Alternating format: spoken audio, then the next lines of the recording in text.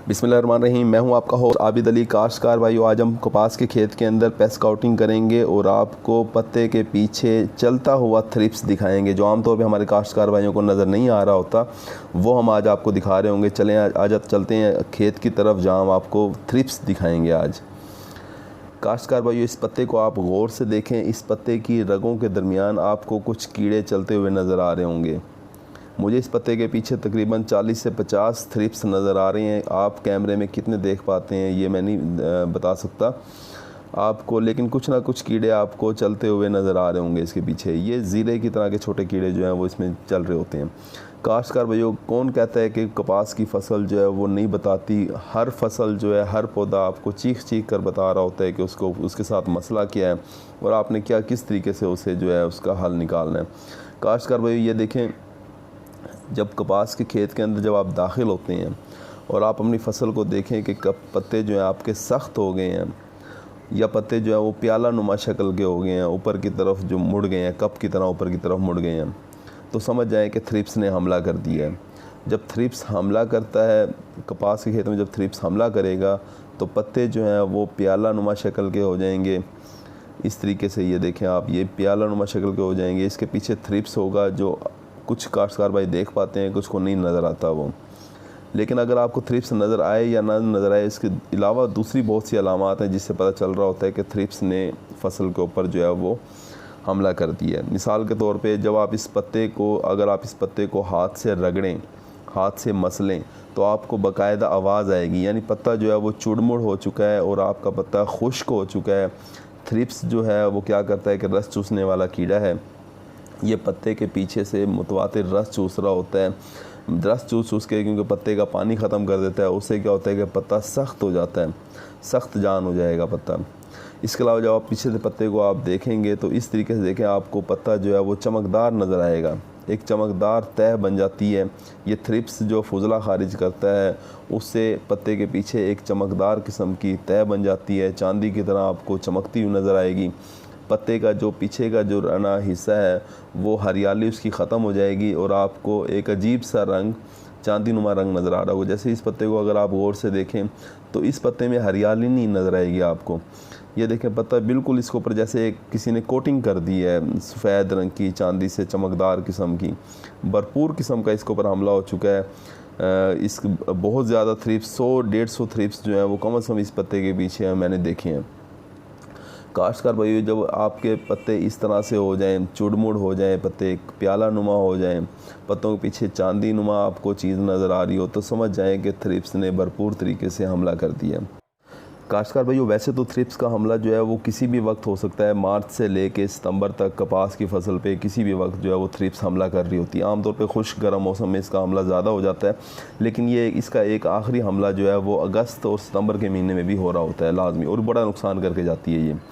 तो काश्तकार भाई, आपने अब क्योंकि अगस्त चल रहा है और तो आपने इस वक्त आपने इसका कंट्रोल किस तरीके से करना है, केमिकल कौन कौन से इस्तेमाल करने हैं, स्प्रे कौन सी करनी है, इसके बारे में हम आज आपको बता रहे होंगे। लेकिन इससे पहले मैं आपको एक और बात बता दूं कि हमारे कुछ काश्तकार भाई ऐसे भी हैं जो कि थ्रिप्स का जब हमला हो जाता है, जब पत्ते चुड़मुड़ हो जाते हैं, पत्ते कप की तरह हो जाते हैं, पत्ते सुकड़ जाते हैं, तो वो क्या कह रहे होते हैं कि ये तो वो से वायरस का हमला समझ रहे होते हैं। काश्तकार भाई, आज आपको वायरस और थ्रिप्स के बारे में फ़र्क बता दूं कि जब वायरस का हमला होता है कपास की फसल पे, तो उस वक्त क्या होता है, उसके पत्ते को जब आप देखोगे तो उसकी रगें फूल जाएंगी। इसके अलावा क्या होगा कि पत्ते के पीछे अगर आप देखोगे तो एक छोटा सा पत्ता आपको एक और नज़र आ रहा होगा।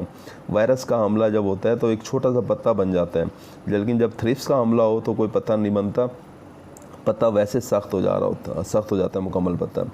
तो काश्तकार भाई, इस पत्ते के पीछे भी अगर आप देखें, आपको कुछ जो है वो थ्रिप्स जो है वो चलते हुए नज़र आ रहे होंगे।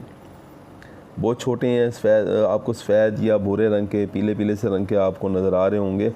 काश्तकार भाई, यही थ्रिप्स है। यही जब 8 से 10 की तादाद में हो जाए, बालिग या बच्चे 8 से 10 की तादाद में हो जाए, तो आपको स्प्रे करना लाजमी हो जाता है। लेकिन अगर इससे कम हो तब आपने स्प्रे नहीं करना। आपने क्या करना है कि पेस्ट स्काउटिंग करनी है अपनी फसल में। कम से कम जो है आपने 20 पौधों के ऊपर जो है 20 पत्तों का मुआयना करें। पहले जब आप खेत के दरमियान में जाएं तो उसके बाद पहले चार पौधों के आप ऊपर वाले पत्तों को देखें, फिर उसके बाद थोड़ा आगे जाके फिर 4 पौधों को आप दरमियान वाले पत्तों को देखें, फिर उससे आगे जाके आप 4 पौधों के नीचे वाले 4 पत्तों को देखें, फिर उसके बाद थोड़ा सा मज़ीद आगे जाके आप ऊपर वाले 4 पत्ते देखें। इस तरीके से आपने 20 पौधे पूरे करें और 20 पत्तों के पीछे जो है वो थ्रिप्स कितने मौजूद हैं, कितनी तादाद मौजूद है, वो नोट करते जाएं। मिसाल के तौर पे अगर आपने 20 पौधों को देखा है, 20 पौधों के 20 पत्तों को देखा है और उसके पीछे आपको टोटल थ्रिप्स जो है वो 100 नज़र आए हैं, तो फिर आपने बिल्कुल स्प्रे नहीं करना, क्योंकि अभी वक्त नहीं आया स्प्रे करने का। कीड़ा ज़रूर मौजूद है आपकी फ़सल में, लेकिन स्प्रे करने का वक्त नहीं आया। काश्तकार भाइयों, हमारी दुश्मनी जो है वो कीड़े के साथ नहीं है, हमने तो अपनी फ़सल को बचाना होता है। तो अगर जब आप देखो कि 20 पौधों के 20 पत्तों के पीछे आपको 200 थ्रिप्स नज़र आए, आपने तभी स्प्रे करना है। तो काश्तकार भाई, अब स्प्रे अगर फसल आपकी छोटी स्टेज पर हो, यानी कि मार्च अप्रैल के अंदर अगर इसका हमला हो जाए, तो हम कह रहे होते हैं कि क्लोरफेनापायर का आपने स्प्रे करना है। क्लोरफेनापायर का आप स्प्रे करें, 100 से 100 आमतौर पर रिकमेंड किया जाता है, लेकिन थोड़ी सी फसल जब बड़ी हो जाए तो उसके बाद 120 ml 120 मिलीलीटर 125 मिलीलीटर फ़ी एकड़ के हिसाब से आप स्प्रे करोगे तो आपका जो है वो थ्रिप्स कंट्रोल हो जाएगा। लेकिन इस वक्त फसल जो है वो बड़ी हो चुकी है और क्लोरफेनापायर के इतने अच्छे रिज़ल्ट नहीं आ रहे फील्ड के अंदर। हमने बहुत जगह पे क्लोरफेनापायर स्प्रे करवाया है, बहुत अच्छे रिज़ल्ट नहीं आ रहे, 150 ml के ऊपर भी अच्छे रिज़ल्ट नहीं आ रहे। तो अब आप क्या करें, जब आपकी फसल थोड़ी सी बड़ी हो जाए, फिर आपने क्या करना है कि आपने अगर तेला भी साथ मौजूद हो तो फिर आप एसीफेट का स्प्रे करें। एसीफेट जो पाउडर फार्म में आपको मिल रहा होगा, वो आप एसीफेट का 350 ग्राम के हिसाब से अगर आप स्प्रे करेंगे तो आपका ना सिर्फ ये थ्रिप्स फसल के अंदर कंट्रोल हो जाएगा, ख़ात्मा हो जाएगा, बल्कि सब्ज़ तेले का भी ख़ात्मा हो जाएगा। तो काश्तकार भाइयों, अगर आपका सब्ज़ तेला और थ्रिप्स दोनों मौजूद हो तो आपने थ्रिप्स एसीफेट का स्प्रे करना है। इसके अलावा अगर फसल के ऊपर बहुत ज़्यादा थ्रिप्स का हमला आपको नज़र आए, जैसे कि इस वक्त नज़र आ रहा है, ये आप फसल देख सकते हैं, बहुत ज़्यादा हमला आपको नज़र आ रहा है, तो इस वक्त आपने क्या करना है, बहुत ही ज़बरदस्त स्प्रे आपको बता रहा हूँ कि आपने प्रोएक्सिस जो स्प्रे है, अरिस्टा कंपनी का प्रोएक्सिस, इसमें गैमा साइहैलोथ्रीन जहर है। गैमा साइहैलोथ्रीन जहर आप किसी और कंपनी का भी इस्तेमाल कर सकते हैं, बहुत अच्छे रिज़ल्ट आते हैं इसके। इससे क्या होता है कि ना सिर्फ आपका थ्रिप्स कंट्रोल हो जाता है, बल्कि इस वक्त क्योंकि गुलाबी सुंडी का भी ख़तरा बहुत ज़्यादा खेत में मौजूद है, बारिशें वगैरह हो चुकी हैं, गुलाबी सुंडी किसी भी वक्त हमलावर हो सकती है। तो काश्तकार भाइयों, जैसे कि थ्रिप्स के हमले का पता नहीं चलता काश्तकार भाई को, इसी तरह से गुलाबी सुंडी के हमले का भी पता नहीं चलता। देखिए, जब आप खेत के अंदर दाखिल होते हैं तो जब आप देखोगे कि आप जैसे ही आप खेत में दाखिल होगे तो आपको सफ़ेद मक्खी उड़ती हुई नज़र आएगी, इसी तरह से सब्ज़ तेला भी आपको उड़ता हुआ नज़र आएगा। देखिए, जब आपका दुश्मन सामने आकर वार कर रहा हो तो उसे कंट्रोल करना, उसका ख़ात्मा करना, उस पर काबू पाना आसान होता है। आपको फ़ौरन पता लग जाता है कि मेरी फसल में सफ़ेद मक्खी का हमला हो चुका है, तेले का हमला हो चुका है। लेकिन थ्रिप्स एक ऐसा कीड़ा है जो कि ना तो उड़ता है, ना ही आपको नज़र आता है। ये चुपके से बैठा हुआ आपका नुकसान कर रहा होता है, फसल को बर्बाद कर रहा होता है, फसल की ग्रोथ बढ़ोतरी को रोक देता है। इसी तरह से गुलाबी सुंडी भी एक ऐसा ही कीड़ा है जो चुपके से हमलावर होती है, बिल्कुल काश्तकार भाई को पता नहीं चलता। तो काश्तकार भाइयों, अब आपने क्या करना है कि फसल इस स्टेज के ऊपर है अगस्त सितंबर के अंदर, क्योंकि गुलाबी सुंडी का भी हमला हो सकता है किसी भी वक्त, और थ्रिप्स का हमला तो इस वक्त बहुत ज़्यादा नज़र आ रहा है। तो आपने एक प्रोएक्सिस जो जहर है, गैमा साइहैलोथ्रीन जहर है, और प्रोएक्सिस उसका नाम है, अरिस्टा कंपनी में जो मिल रहा होता है, तो उसका आप स्प्रे करवाएं तो बहुत अच्छे रिज़ल्ट आएंगे। इसके अलावा आप जो है वो अरिस्टा कंपनी का ये एक और जहर है जिसमें जो कि स्पिंटोराम जो जहर है उसके अंदर ये आपको रेडिएंट के नाम से मिल रहा होता है, तो उसका भी अगर आप स्प्रे करवाएं तो ना सिर्फ आपका थ्रिप्स कंट्रोल हो जाएगा, बल्कि आपकी फ़सल के अंदर गुलाबी सुंडी भी अगर ख़तरा होगा तो वो भी ख़त्म हो जाएगा, गुलाबी सुंडी भी बिल्कुल ख़त्म हो जाएगी। तो काश्तकार भाई, अब इसकी डोज़ आपने कितनी रखनी है, कितना आपने इस्तेमाल करना है। अगर आप गैमा साइहैलोथ्रीन जहर इस्तेमाल कर रहे हैं तो वो आपने 100 मिलीलीटर फ़ी एकड़ के हिसाब से आपने स्प्रे करना है। जबकि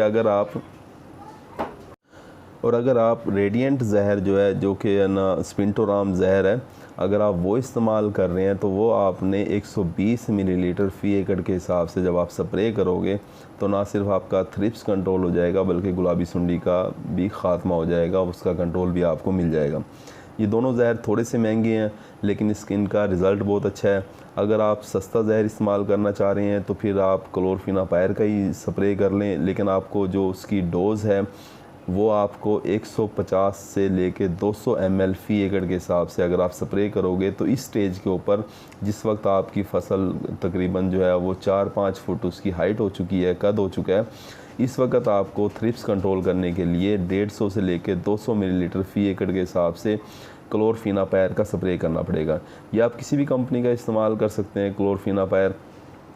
अगर अच्छी कंपनी की बात की जाए तो जो है मल्टीनेशनल का इस्तेमाल करें तो बहुत अच्छे रिज़ल्ट आ रहे होते हैं। इसके अलावा जैसे कि ना स्वात एग्रो के पास जो है पायरेट के नाम से जहर मिल रहा होता है, उसके अंदर क्लोरफेनापायर ही है, क्लोरफेनापायर ही जहर है, पायरेट के नाम से आपको मिल रहा होता है, तो उसके बहुत अच्छे रिज़ल्ट हैं। इसके अलावा काश्तकार भाइयों, अगर आप जो है वो स्वात एग्रो का ये एक और जहर मैं आपको बताता चलूँ कि डाईमेथोएट जहर है, डायनाडेम के नाम से मिल रहा होता है, अगर आप उसका स्प्रे करें तो उसके भी बहुत अच्छे रिज़ल्ट आ रहे होते हैं। लेकिन ये है कि वो थोड़ा सा स्ट्रेस दे रहा होता है, पत्ते को थोड़ा सख्त कर देता है। लेकिन इस स्टेज के ऊपर जो है जब आपकी फसल 4 से 5 फुट की हो चुकी हो उस वक़्त आप जो है वो डायनाडेम जहर जो है, जो कि डायनाडेम जहर जो है वो आप डाईमेथोएट वो आप स्प्रे कर सकते हैं। तो काश्तकार भाइयों, आज हमने आपको थ्रिप्स की पहचान ही करानी थी कि थ्रिप्स जो है वो किस तरीके से पत्ते के पीछे मौजूद होता है। अगर आप इसकी पहचान कर लें तो इसका कंट्रोल करना भी हमारे काश्तकार भाइयों के लिए आसान हो जाएगा। काश्तकार भाइयों, उम्मीद है कि वीडियो आपको अच्छी लगी होगी। अगर अच्छी लगी है तो इसे दूसरे काश्तकार भाइयों को शेयर लाजमी करें। अगर आपने हमारा चैनल सब्सक्राइब नहीं किया तो चैनल को फ़ौरन सब्सक्राइब कर दें, साथ में बेल के बटन को दबा दें ताकि फसलों के मुतालिक हमारी जितनी भी वीडियो होती हैं वो आपको बर वक्त मिल सकें। अपना ख्याल रखिएगा। अल्लाह हाफिज़।